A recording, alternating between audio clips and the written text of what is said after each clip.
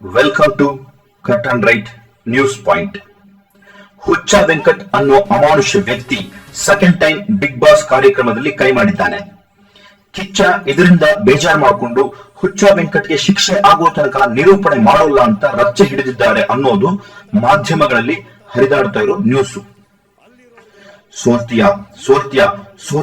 ಸೋತೇ ಬಿಟ್ಟೆ, ಎಲಿಮಿನೇಟ್ ಆಗೇ ಬಿಟ್ಟೆ ಅಂತ ಪುಟ್ಟ ಕಂದಮ್ಮಗಳನ್ನ ವೇದಿಕೆಯಲ್ಲಿ ನಿಲ್ಲಿಸಿ ಅಳಿಸಿ ಅದನ್ನ ನೋಡಿ ಅವರ ತಂದೆ ತಾಯಿಗಳು ಬಿಕ್ಕಳಿಸೋದನ್ನ ರಿಪೀಟ್ ಮಾಡಿ ಮನುಷ್ಯರ ಮಧ್ಯೆ ಇರುವ ಎಮೋಷನಲ್ ಫೀಲಿಂಗ್ಸ್ ನ ಭಾವನೆಗಳನ್ನೇ ತಮ್ಮ ಟಿಆರ್ಪಿ ರೇಟಿಂಗ್ ಹೆಚ್ಚಿಸಿಕೊಳ್ಳುವುದಕ್ಕೆ ವ್ಯಾಪಾರಕ್ಕೆ ಇಳಿದಿರುವಂತಹ ಅಸಹ್ಯವಾದ ಮಾಧ್ಯಮಗಳೇ ಈಗ ಒಬ್ಬ ಹೊಡೆದ್ರೆ ವ್ಯೂವರ್ಸ್ ಜಾಸ್ತಿಯಾಗಿ ಟಿಆರ್ಪಿ ಟಾಪ್ಗೆ ಹೋಗುತ್ತೆ ಅಂತ ಹುಚ್ಚನ್ನ ಕರ್ಕೊಂಡು ಬಂದು ಹೊಡೆಸುವಂತಹ ಕೀಳು ಮಟ್ಟಕ್ಕೆ ಹೋಗಿದ್ದಾರೆ.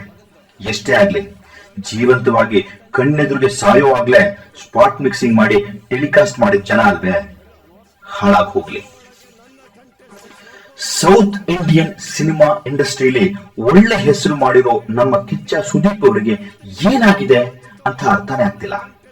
ರವಿಗೆ ಹೊಡೆದಾಗ್ಲೇ ಸೆಟ್ ಇಂದ ಹುಚ್ಚ ವೆಂಕಟ್ನ ಕಿಕ್ಔಟ್ ಮಾಡಿದ ಕಿಚ್ಚನಿಗೆ ಗೊತ್ತಿಲ್ವೇ ಈ ಸೀಸನ್ ನಲ್ಲಿ ಹುಚ್ಚ ವೆಂಕಟ್ ಎಂಟ್ರಿ ಆಗ್ತಿರೋದು?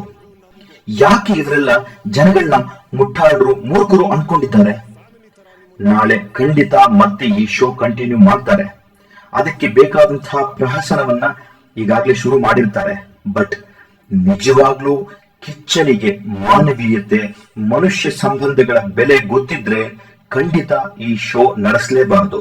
ಅದನ್ನ ಮೀರಿ ನಡೆಸಿದ್ರು ಅಂದ್ರೆ ಎಲ್ಲರಿಗೂ ಇರುವಂತಹ ನಾಳೆ ಕಿಚ್ಚನಿಗೂ ಇದೆ, ಎಲ್ಲರಿಗೂ ಸಿಗುವಂತಹ ಉತ್ತರ ಕಿಚ್ಚನಿಗೂ ಸಿಗುತ್ತೆ.